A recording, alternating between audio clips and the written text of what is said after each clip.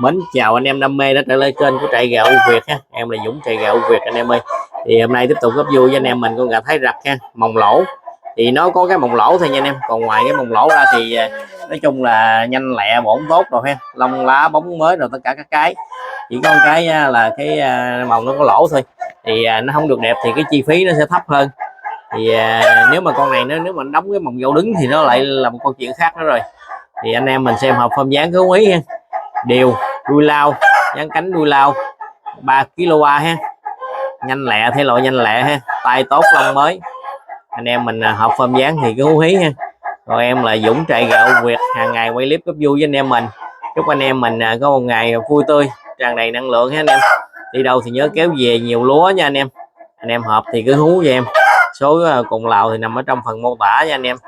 Vậy nha anh em, làm gì làm chiều phải nhớ dùng lẩu cá tra nha anh em.